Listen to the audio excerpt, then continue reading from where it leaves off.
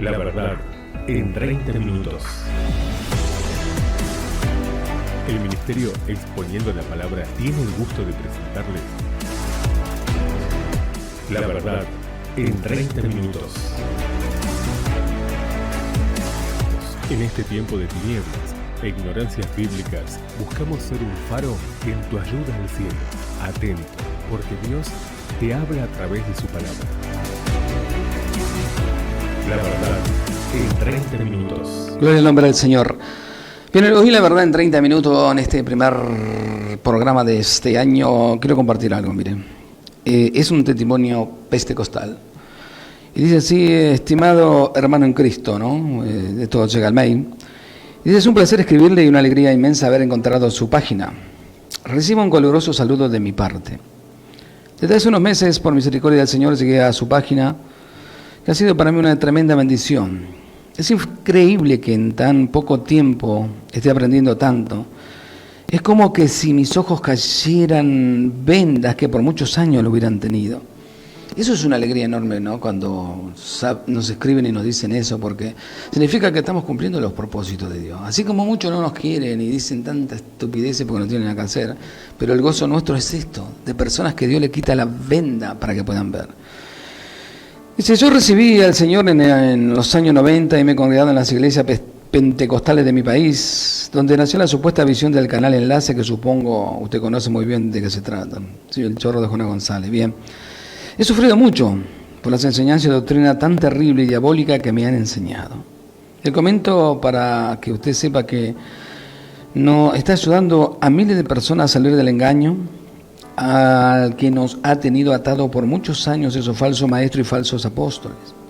Lo que me pasó cuando apenas empezaba a conocer al Señor, después de haber nacido y crecido en el catolicismo, siendo yo de 30 años de edad y con 3 hijos y un esposo inconverso, adúltero y alcohólico, me refugié en una iglesia cristiana, buscando con mucha hambre y sed al Señor, y un deseo profundo de entender la Biblia, que cuando la compré, solo eso quería hacer: leerla día y noche, hasta la 1 o 2 de la mañana.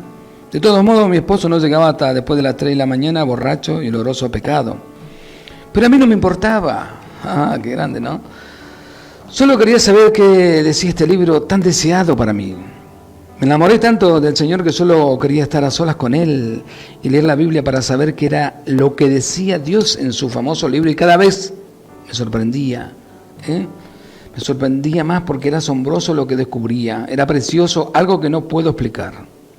Solo sé que tuve experiencias maravillosas con Él. Todo era nuevo para mí y deseaba compartir todo lo que yo deseaba y pasaba con Él, Señor, a solas, pero sentía una frialdad en la iglesia, que mejor callaba y pensaba que tal vez no era normal lo que yo sentía. Si dormía soñaba con el Señor, si estaba despierta pensaba solo en Él y yo en lo que estaba descubriendo a través de su palabra. Hasta que empecé a tener unas visiones cuando oraba respecto al pastor y a la gente de la iglesia, y se la compartió una hermana en la iglesia. Y se lo dijeron al pastor, y desde ahí me pusieron en un ministerio de liberación, o sea, de milagrera. Y andaba echando fuera a los demonios de otra persona y familia entera, y yo sin conocer la palabra del Señor, pues apenas tenía 3 meses, escuché bien, de convertida, y cuando me di cuenta estaba muy metida en una doctrina de demonio que había en esa iglesia. Hasta que hubo una división muy grande en esa congregación, y fue entonces que me fui para otra iglesia, y ahí fue peor. Porque las predicaciones del pastor eran impactantes, era un pastor con mucha firmeza y mucha convicción, y eso me gustó. Y las enseñanzas bíblicas eran dadas por la esposa del pastor, una Jezabel, y era impresionante para mí, que no tenía buena base y la alabanza era algo sobrenatural, y pensé: es aquí donde debo estar, aquí realmente voy a conocer al Señor. Qué bárbaro lo que pasa, ¿no?, con las personas. Pero lo que no sabía era que yo iba a perder mi libertad por casi 6 años. Escuchen esto, perder mi libertad por casi 6 años, y más que mi libertad, mi identidad. Era o es una iglesia donde hay que servir los 7 días. Lunes reunión de líderes, martes culto de intercesión, miércoles célula en casa, jueves estudio bíblico, viernes evangelizar, sábado predicación de evangelio en alguna casa o en un parque, y domingo culto pesar por 4 horas y venta de comida a la salida. sin poder faltar nunca, porque el temor que impones es muy fuerte. Ay, qué vergüenza, todo piojoso, ¿no? Ponen en una balanza al Señor y la familia y nos ponen a escoger. La familia. Yo creo primero la familia, recuérdelo. Y nos ponen a escoger. Tergiversan la Biblia de tal manera que asustan y contaban unas historias terribles de la gente que no se quería someter a la visión del pastor, por ejemplo. Escuchen la mentira que dicen, ¿no? Una familia que había estado faltando los cultos, un domingo se fueron a la playa y tuvieron un accidente y murieron todos los que iban en el carro. Familias que perdían sus casas porque las ventas una ruina y por no querer servir en la obra del Señor. A mí personalmente el líder del grupo me citó en su casa para leerme Números 16, la rebelión de Coré, amenazándome con lo que me podía pasar si yo me iba de la iglesia. Qué vergüenza de estos piojosos, ¿se dan cuenta? Porque uno se enoja, se calienta con esa clase de gente. Bien, si me iba de la iglesia y visitaba la casa de los hermanos, o sea que tampoco le permitían visitar a los hermanos, qué vergüenza, ¿no? Eso es una secta. Si vos estás en ese lugar, sabemos cómo se llama eso, secta. Tenés que salir corriendo de esos lugares. Que por cierto, era prohibido, no podíamos reunirnos con los hermanos que no estaban involucrados en la obra del 100%, y mucho menos con hermanos de otra iglesia, y si se dieran cuenta de que yo me quería ir, por más discreto que uno quería actuar, ellos se daban cuenta porque ellos tenían espías, o sea, alcahuetes, que son sus fieles seguidores. Aunque públicamente dicen que es el Espíritu Santo que se lo revela, siempre mienten con todos los dientes. No sé hasta dónde tiene tanto poder, pero lo cierto es que sus maldiciones me alcanzaron. Mi esposo perdió el negocio, perdimos la casa, nos divorciamos. Mis hijos no pudieron seguir la universidad, entonces nos vinimos para Estados Unidos y nos dedicamos a trabajar muy duro, cosa que yo nunca había hecho. Y me fui enfriando en lo espiritual y ya no había tiempo para orar o leer la Biblia, y menos ir a una iglesia. Además estaba tan decepcionada de las iglesias que no quería ir a ninguna. Así están miles de personas, miles que le han robado, que le han engañado y que viven de eso. Aunque a veces me sentía mal de vivir alejada de Dios, dice. Tampoco tenía muchas ganas de buscarlo por todo lo que me había pasado. Pero el Señor en su misericordia nos rescató y nos ha bendecido. Mis hijos regresaron a nuestro país y terminaron sus estudios y ahora están ejerciendo su profesión, y a mí me ha bendecido con una casa, y si Dios me lo permite, me regreso a mi país. Pero el peor daño que se hace a esos pastores es en lo espiritual. Uno queda tan dañado que es muy difícil encontrar dónde congregarse, y mis hijos se fueron al mundo. La única que permanece es mi hija menor. Aunque no se congrega, ella lee la Biblia y también lee su página.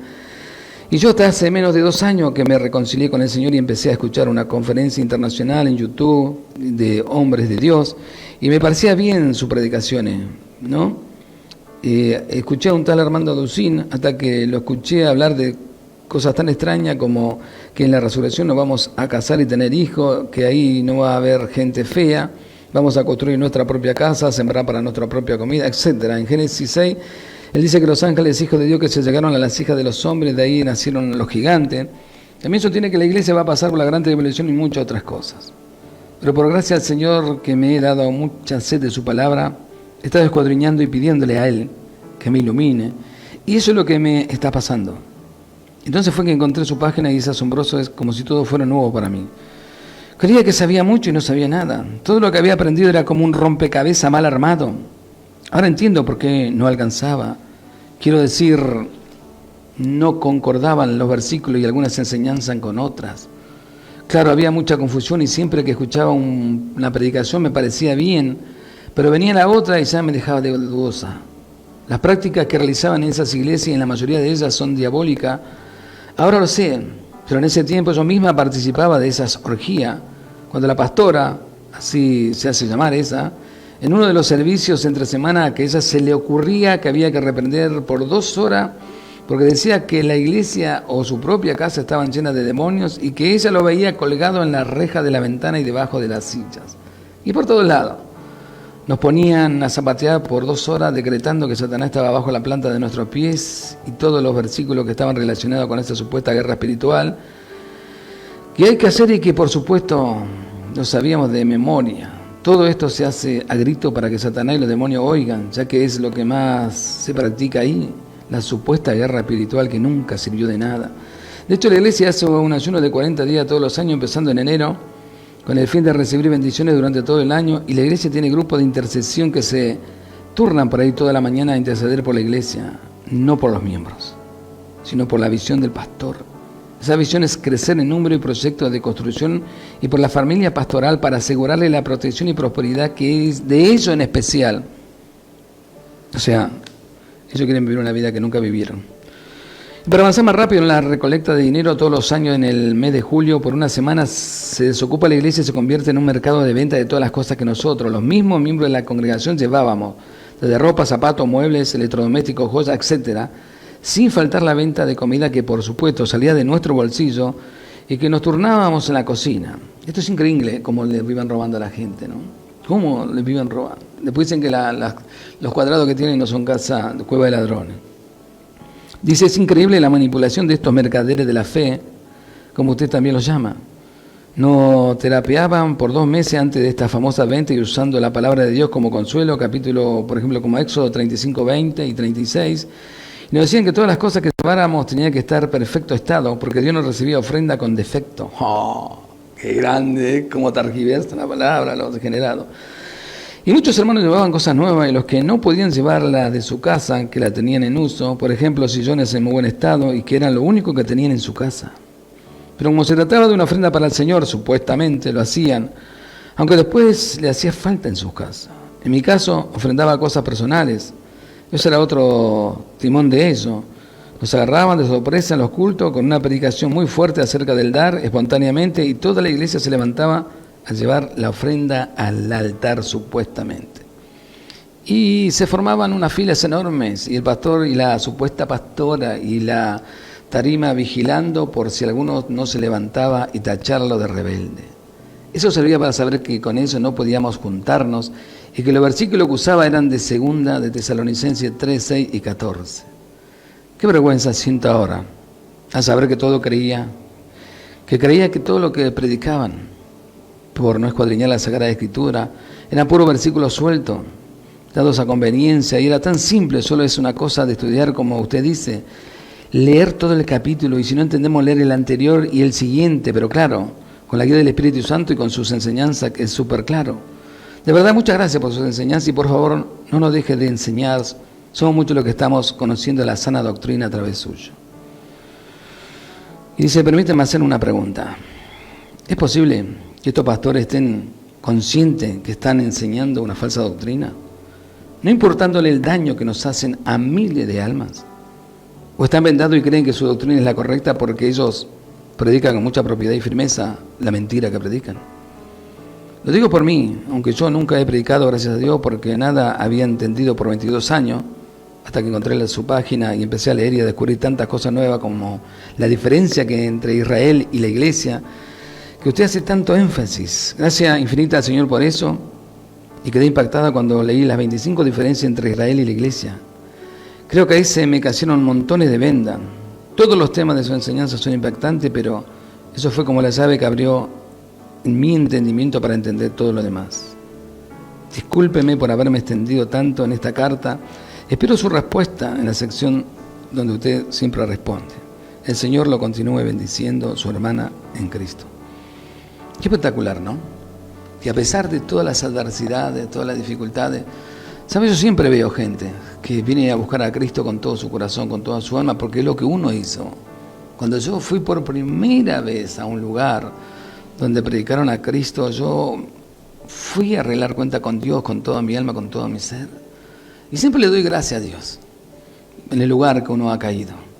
Porque lamentablemente no todos han tenido la suerte de caer en un lugar donde lo aman, lo cuidan, lo protegen, donde no le engañan, no le mienten, donde no viven de Él. Viven, si tienen fe van a vivir del Evangelio, no del evangélico. Que hay mucha diferencia entre vivir del Evangelio que vivir del evangélico. Y testimonio de estos, a mí me da mucha tristeza, pero al final me da mucha alegría por saber que han encontrado la verdad. Porque saber que perdiste todo, que terminó tu matrimonio, que perdiste tu casa, que perdieron sus empleos, no por las maldiciones que ellos te puedan decir, porque a mí me viven maldiciendo de todos lados, de todas formas. Pero ¿sabe qué? Somos benditos en Cristo, ninguna de tus maldiciones puede llegar a tocarme. ¿Por qué? Porque la cruz del Calvario, dice la palabra de Dios, que crucificó toda maldición. Entonces no importa lo que digan, ni cómo lo digan, Como unos cuantos delincuentes que hasta maldicen por televisión, de que todos los que se opongan a su ministerio van a ser malditos y van a morir. Y si la gente, como no conoce a Dios, como no vive una vida espiritual, muchas veces se atemoriza de eso, cuando la realidad es que el poder está en ti, el Espíritu Santo está en ti, y está esperando que vos le des lugar para que pueda vivir una vida cristiana de victoria. ¿Sabe? Ningún cristiano tiene que tenerle miedo. Primero, a la muerte. Segundo, a ninguna maldiciones. Y tercero, nunca es tarde para volver a empezar, porque esta hermana tuvo que volver a empezar de cero y aún perdiéndolo todo. Empezó de nuevo. Y sabe, yo siempre voy a ser más que agradecido a Dios, porque cuando Él nos guió a que hiciéramos la página, y cuando Él nos guía a hacer algo, es porque Él va a obrar y Él va a ministrar. Nunca es vanagloria porque no nos interesa. En mi personalidad no me interesan esas cosas. Y yo oro mucho para hacer cada cosa que hacemos, para hacer de bendición a las personas, así como oramos por cada programa para que pueda tocar el corazón de la persona exacta. La palabra de Dios siempre no va a volver vacía, porque Él dijo que hará lo que Él se le dé la gana con su palabra. Por lo tanto, nadie puede oponerse a la palabra del Señor. Pero esta mujer valiente empezó de nuevo. Empezó de nuevo a creerle a Dios que es lo primero. Segundo, empezó a instruirse y a estudiar y a leer quién es Dios. Porque muchos en las congregaciones no saben quién es Dios. ¿Quién es tu Dios? Le pregunto yo muchas veces. Y me dicen, y mi Dios es el que hizo los cielos y la tierra, que tiene todo poder en los cielos y la tierra. Ajá. ¿Y le tenés miedo a la muerte? No. Si no le tenés miedo a la muerte, no le tenés que tener miedo a la mentira que están haciendo. Y ahí queda trabado. Porque conocer a Dios es como Daniel. Meteme en el horno, meteme ahí en el foso de los leones. Mi Dios tiene poder para salvarnos. Es como Sadrach, Mesach y Abednego. Vamos para el hornito, Dios está ahí esperándonos.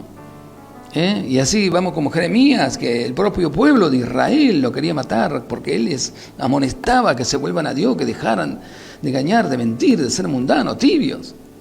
Pero ahí estaba Jeremías. ¿Cuántas veces quisieron matarlos? Y ahí estaba. ¿Miedo a la muerte? No, jamás se fue de ahí. Es más, salía de la cueva, salía del pozo que lo metían, seguía predicando. Porque un hombre de Dios no se mueve por instintos personales, se mueve porque Dios lo lleva, porque el Espíritu Santo te da convicciones. Así como el diablo da convicciones a los que mienten y engañan, como estos que le mintieron, le engañaron y le robaron. Bueno, esas son convicciones satánicas. Cuando una persona que te está predicando tiene como una convicción de que vos tenés que dar porque si no sos un ladrón, eso no proviene de Dios. Nunca proviene de Dios. Y algo extraordinario, yo siempre admiro a las mujeres porque siempre son valientes. Siempre están dispuestas a volver a empezar, a llevarse la carga puesta. Conozco muchas mujeres valientes, pero ninguna de ellas jamás me dijo, Fabundi, yo quiero ser pastora. Todo lo contrario. Ore por nosotros, para que nos conservemos y sigamos sirviendo al Señor, porque el objetivo principal es eso, servir a Dios, honrarlo con nuestra vida. Y esta hermana, hoy por hoy, no solo que ya está sirviendo al Señor en su hogar, ya tiene aproximadamente algo de 120 hermanos que se están reuniendo ahí en el hogar donde ella está ahora de vuelta en su país. Y sale a evangelizar con esos hermanos, sale a evangelizar con la hija y los 2 hijos que se habían apartado, que son profesionales, han vuelto a los pies del Señor Jesucristo. El único que todavía no volvió fue el esposo, pero bueno, no importa, si Dios los tiene en sus planes, Dios va a hacer la obra. Pero ella puso su tiempo, puso su esfuerzo, agarró su Biblia junto con la página y empezó a leer, y empezó a orar, y empezó a llorar delante de la presencia de Dios.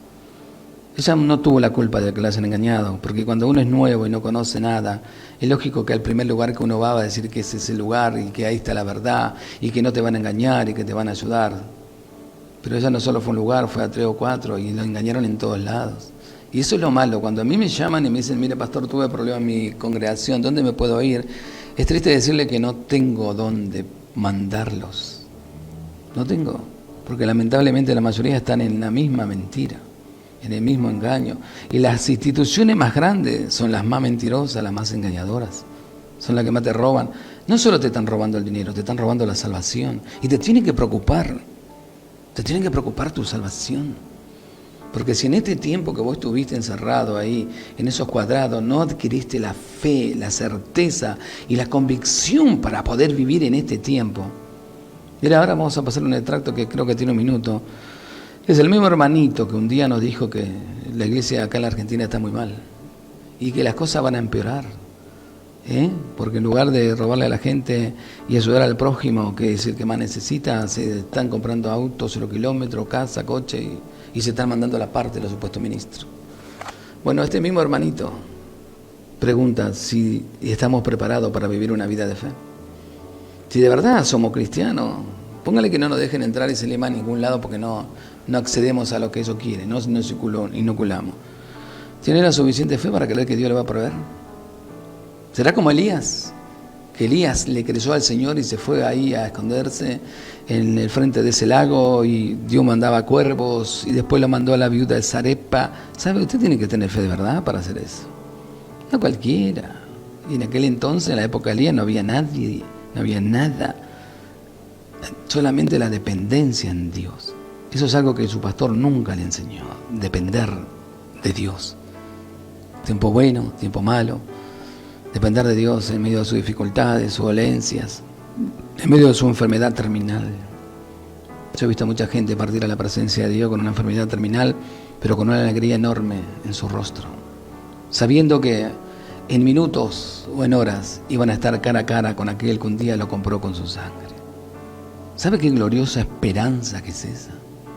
Hasta los envidié, mire. Envidié a mi hermana cuando partió, que tenía ese rostro brillante. Y yo decía, wow, yo le prediqué, ella se convirtió y ella entró primero que yo al cielo. Así que tengo la esperanza un día ver a todas esas personas que le fuimos de bendición a través de la página del ministerio y que no los conozco y que muchos de ellos me escriben al mail josefabundi@libre.com.ar. Que este año sea el año de su conversión y de una verdadera fe y déjese de jugar al evangélico y salga de esos cuadrados grandes donde nunca va a hacer nada para Dios. Le damos gracias por su tiempo con el ministerio Exponiendo la Palabra. Será hasta el próximo encuentro en La Verdad en 30 minutos. Muchas gracias.